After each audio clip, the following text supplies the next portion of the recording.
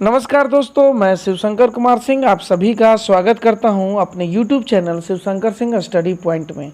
दोस्तों, आज हम बीएड सेकेंड ईयर के गाइडेंस एंड काउंसलिंग सब्जेक्ट के अंतर्गत निर्देशन एवं परामर्श हेतु सूचना एकत्रीकरण के अपरमापीकृत विधियों या अमानकीकृत प्रविधियों के बारे में जो है विस्तार पूर्वक चर्चा करेंगे। दोस्तों, इससे संबंधित क्वेश्चन कई बार जो है एग्जाम्स में पूछे जाते हैं। तो आइए हम लोग जो है इससे पहले कि हम लोग जो है इस वीडियो की शुरुआत करें, अगर आप मेरे चैनल पे नए हैं तो हमारे चैनल को सब्सक्राइब जरूर कर लें, क्योंकि हम बीएड और टेट से संबंधित वीडियोस लेकर के आते रहते हैं।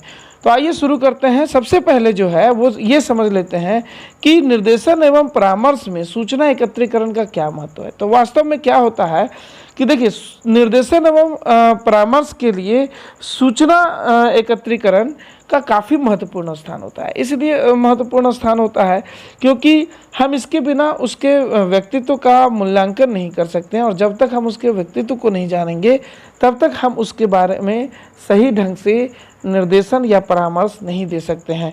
बिना सूचना प्राप्त किए अगर हम कोई भी चीज़ को या बिना सूचना प्राप्त किए किसी भी व्यक्ति को अगर निर्देशन एवं परामर्श देना ठीक उसी प्रकार होगा जैसे कि बिना रोग जाने किसी मरीज को जो है दवा दे देना। तो सूचना एकत्रीकरण के लिए जो है ये मुख्य रूप से दो प्रकार की प्रविधियों का प्रयोग में किया जाता है।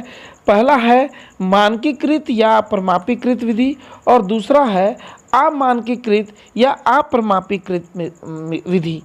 मानकीकृत विधि को स्टैंडर्डाइज्ड मेथड भी कहा जाता है और अमानकीकृत विधि को जो है नॉन स्टैंडर्डाइज्ड मेथड कहा जाता है।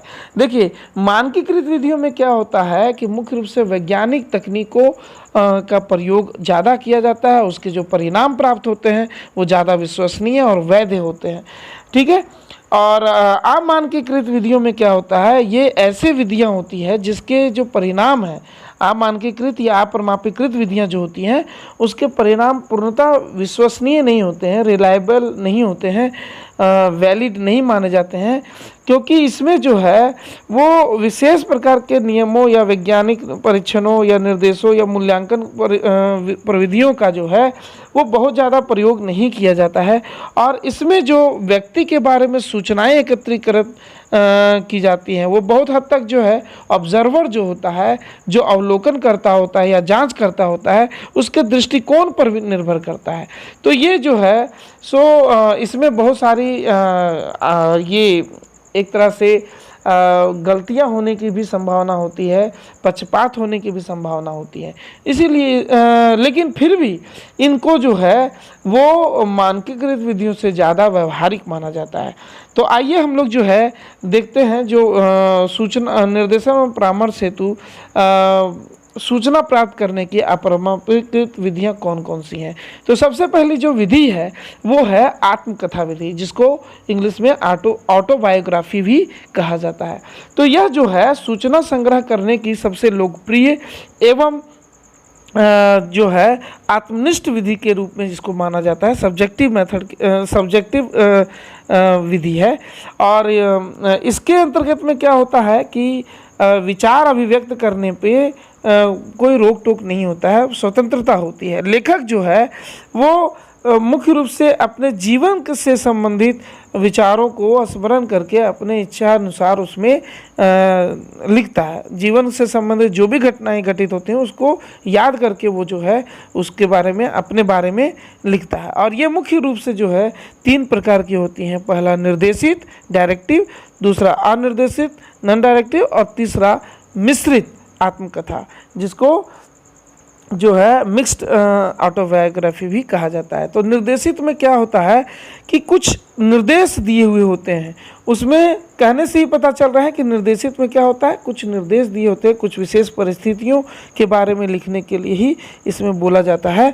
और अनिर्देशित में क्या होता है कि विशेष इसमें जो है कोई कुछ निर्देशन नहीं दिया हुआ होता, इसमें स्वतंत्रता पूर्वक लिखने के लिए बोला जाता है। और मिक्स्ड जो है वो दोनों का मिश्रित स्वरूप होता है, इसमें कुछ निर्देशित भी रहता है और कुछ जो है वो स्वतंत्र रूप से लिखने के लिए कहा जाता है। ठीक है, तो अब इसकी क्या खासियत है कि इसको जो है बहुत ज़्यादा विश्वसनीय नहीं माना जाता है, क्योंकि इसमें बहुत बार जो है आत्मकथा लिखने वाला व्यक्ति जो होता है वो अपनी बातों को बढ़ा चढ़ा करके भी लिखता है और नेगेटिव पक्षों को नहीं लिखता है। ऐसे में क्या होता है कि इसको बहुत ज़्यादा विश्वसनीय नहीं माना जाता है और इसमें जो उसके व्यक्तित्व के बारे में जो सूचनाएं एकत्रित करना चाह रहा है वो सही सही जानकारी उसके बारे में नहीं मिल पाती है। आइए देखते हैं दूसरा है जो कि बहुत ही ज़्यादा उपयोग में लाई जाती है, वो है प्रश्नावली विधि, क्वेश्चनेयर मेथड। इसमें क्या होता है कि इसको जो है सबसे अधिक उपयोगी और व्यवहारिक विधि मानी जाती है। और इसमें क्या होता है कि उद्देश्य के अनुसार प्रश्नों की एक संग्रह सूची होती है, जिसके द्वारा जो है इसमें खास करके क्या किया जाता है, व्यक्तिगत तौर पर या डाक द्वारा जो है व्यक्तियों के बारे में व्यक्तियों को दे करके और संबंधित व्यक्ति के बारे में जिसके बारे में हम सूचना संग्रह करना चाह रहे हैं उसके बारे में जानकारी हासिल की जाती है। तो इसमें क्या होता है कि एक अच्छी जो प्रश्नावली होती है वो सरल होनी चाहिए, स्पष्ट होनी चाहिए और कम प्रश्नों की संख्या वाली होनी चाहिए, और जो उद्देश्य हम करना चाह रहे हैं, जिस उद्देश्य के लिए उसको बना रहे हैं, उस उद्देश्य की पूर्ति करने वाली होनी चाहिए। ठीक है, तो ये मुख्य रूप से जो है प्रश्नावली विधि जो है वो कई तरह से प्रयोग में लाई जाती है, और ये जो है मुख्य रूप से दो प्रकार की होती है। बंद प्रश्नावली जिसको क्लोज्ड टाइप क्वेश्चनर बोला जाता है, और दूसरा है मुक्त प्रश्नावली जिसको फ्री या ओपन क्वेश्चनर बोला जाता है। तो बंद प्रश्नावली में क्या होता है कि जो जवाब देना होता है वो सिर्फ हाँ और नहीं में देना होता है, जबकि जो मुक्त प्रश्नावली होती है उसमें उत्तर में कोई बंधन नहीं होता है, उसमें स्वतंत्रता पूर्वक लिखने की छूट होती है। ठीक है, तो ये थी मुख्य बातें। अब नेक्स्ट देखते हैं प्रश्नावली विधि जिसको इंटरव्यू मेथड भी कहा जाता है। तो इंटरव्यू मेथड जो है कई बार हम इसका अपने दैनिक जीवन में प्रयोग देखते हैं, और यह जो है एक व्यवहारिक विधि मानी जाती है। इसमें क्या होता है, ये जो इंटरव्यू शब्द है वो मुख्य रूप से दो शब्दों से बना है, इंटर और व्यू से मिलकर बना है। इंटर मतलब होता है आंतरिक और व्यू मतलब होता है अवलोकन करना। इस तरह से हम शाब्दिक अर्थ के अनुसार बोल सकते हैं कि इंटरव्यू का अर्थ होता है आंतरिक अवलोकन करना, किसी के जीवन में झांक करके देखना। ठीक है, यह जो है एक मनोवैज्ञानिक विधि मानी जाती है और इसका उपयोग आज के समय में बहुत ज़्यादा किया जाता है। तो इसमें होता क्या है कि एक निश्चित उद्देश्य की प्राप्ति के लिए जो है या दो व्यक्तियों या दो से अधिक व्यक्तियों के बीच जो है पारस्परिक पूछताछ के द्वारा इसमें अवलोकन किया जाता है, उसके बारे में जो संबंधित व्यक्ति के बारे में जो है जानने का प्रयास किया जाता है। इसमें जो है मुख्य रूप से दो पक्ष होते हैं।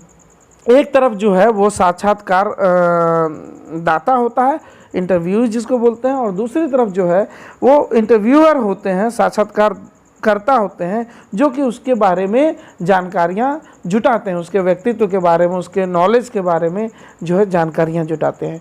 तो ये है साक्षात्कार विधि। इससे संबंधित जो है वो इसके कई प्रकार भी है, लेकिन इसके बारे में हम लोग जो है सो डिटेल में जब चर्चा करेंगे तो देख लेंगे। ठीक है, नेक्स्ट हम लोग देखते हैं अवलोकन विधि। दूसरा है अवलोकन विधि को जो है इसको जो है प्रेक्षण विधि भी कहा जाता है या ऑब्जर्वेशन मेथड भी कहा जाता है। यह जो है एक सामान्य और व्यवहारिक विधि है जो कि जनरली प्रयोग में लाई जाती है, और इसके अंतर्गत में क्या होता है कि व्यक्ति के व्यवहार या उसके दैनिक दिनचर्या का अवलोकन करके या देख सुन करके और समझ करके जो है व्यक्ति के बारे में निष्कर्ष निकाला जाता है कि वह व्यक्ति कैसा है। ठीक है, तो इसमें मुख्य रूप से जो है वो क्या होता है, ये ऑब्जर्वेशन मेथड जो है वो भी तीन प्रकार का माना जाता है। पहला हो गया स्वतंत्र ऑब्जर्वेशन, फ्री ऑब्जर्वेशन जिसको बोलते हैं, स्वतंत्र अवलोकन या प्रेक्षण भी इसको बोल सकते हैं आप। तो फ्री ऑब्जर्वेशन में क्या होता है कि इसमें जो है कोई स्वतंत्र रूप से उसके बारे में संबंधित व्यक्ति के का अवलोकन किया जाता है, और इसमें उसको पता भी नहीं चलता है कि उसका अवलोकन किया जा रहा है।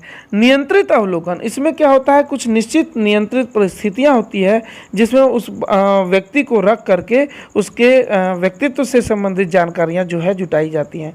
और अर्ध नियंत्रित में क्या होता है, इसमें स्वतंत्र और ये नियंत्रित, ये दोनों का मिक्स्ड स्वरूप होता है, जिसको पार्शली कंट्रोल्ड ऑब्जर्वेशन बोलते हैं। तो ये जो है मुख्य रूप से ऑब्जर्वेशन के 3 प्रकार थे।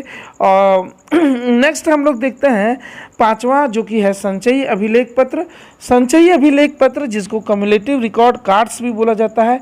तो देखिए संकलित अभिलेख पत्र जो है या संचयी अभिलेख पत्र जो है, इस शब्द का प्रयोग जो है 1930 ईस्वी से शुरू हुआ था। और इसके द्वारा क्या होता है, किसी भी छात्र के बारे में लंबे समय के लिए अनेक तकनीकों द्वारा संकलित तथ्यों या सूचनाओं को एक जगह पे जो है संग्रह करके किसी पत्र पर रख लिया जाता है और उसे ही जो है संचयी अभिलेख पत्र कहा जाता है।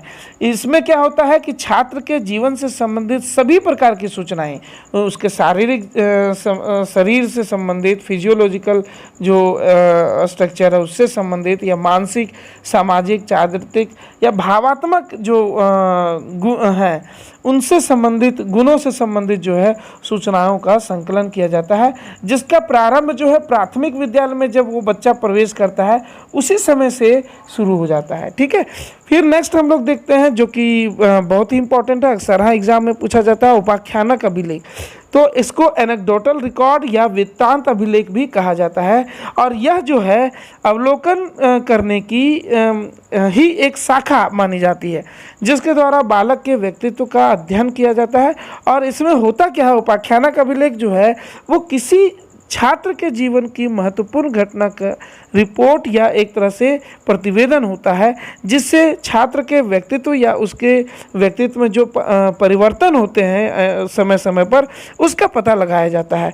इसके द्वारा जो है बालक के विभिन्न परिस्थितियों में वो किस प्रकार से प्रतिक्रिया करता है उसको समझा जाता है या समझने का प्रयास किया जाता है, और उसके बारे में जानकारियाँ, आवश्यक जो जानकारियाँ हैं वो जुटाई जाती हैं।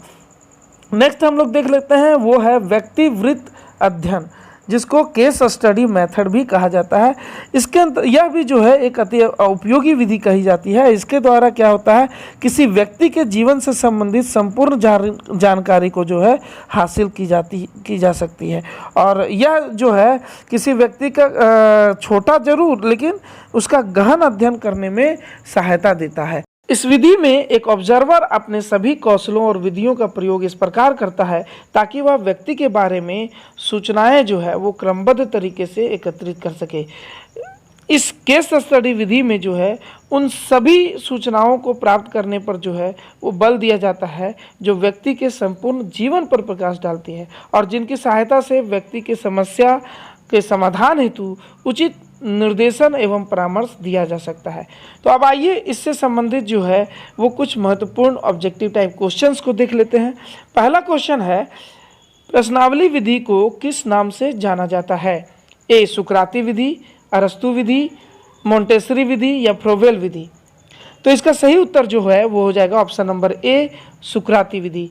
देखिए सुकरात को जो है वो प्रश्नावली विधि को के जन्मदाता के रूप में जाना जाता है और इसी वजह से जो है प्रश्नावली विधि को सुकराती विधि के नाम से भी जाना जाता है। दूसरा क्वेश्चन है, इनमें से कौन अमानकीकृत विधि नहीं है, नॉन स्टैंडर्डाइज्ड मेथड नहीं है? तो अवलोकन विधि, ऑब्जर्वेशन मेथड, प्रश्नावली विधि या बुद्धि परीक्षण या आत्मकथा विधि? तो इसका सही जो उत्तर हो जाएगा वो हो जाएगा बुद्धि परीक्षण। बुद्धि परीक्षण जो है एक स्टैंडर्डाइज्ड मेथड है, मानकीकृत विधि है, यह अमानकीकृत विधि नहीं है। तीसरा देखते हैं, एक अच्छी प्रश्नावली की विशेषता नहीं है, सरल होना, उद्देश्यपूर्ण होना, प्रश्नों की कम संख्या का होना या विश्वसनीयता का नहीं होना। तो देखिए इसमें सही उत्तर जो है वो हो जाएगा ऑप्शन नंबर डी, विशेषता का नहीं होना। क्योंकि देखिए इसमें कहा है प्रश्नावली की विशेषता नहीं है, तो अगर कोई प्रश्नावली विश्वसनीय नहीं होगी तो वो अच्छी प्रश्नावली नहीं कही जाएगी। रिलायबल होना बहुत जरूरी है। ठीक है, नेक्स्ट जो है आत्मकथा विधि कितने प्रकार की होती है? 2, 3, 4 या 5? तो इसका सही उत्तर जो है वो हो जाएगा ऑप्शन नंबर बी, 3 प्रकार की होती है, निर्देशित, स्वतंत्र और अर्ध निर्देशित। ठीक है, नेक्स्ट हम लोग देखते हैं, आकस्मिक निरीक्षण विधि को अन्य किस नाम से जाना जाता है? एनेक्डोटल रिकॉर्ड, वृत्तांत अभिलेख, उपाख्यानक अभिलेख या उपयुक्त सभी? तो इसका सही उत्तर जो है वो हो जाएगा उपयुक्त सभी। एनेक्डोटल रिकॉर्ड को ये सभी नामों से जो है वो जाना जाता है। ठीक है, तो पूरा वीडियो देखने के लिए आपका बहुत बहुत धन्यवाद। अगर आपने मेरे चैनल को सब्सक्राइब नहीं किया है तो सब्सक्राइब जरूर करें, और आपको ये वीडियो कैसा लगा ये हमें कमेंट बॉक्स में ज़रूर बताएं। बहुत बहुत धन्यवाद।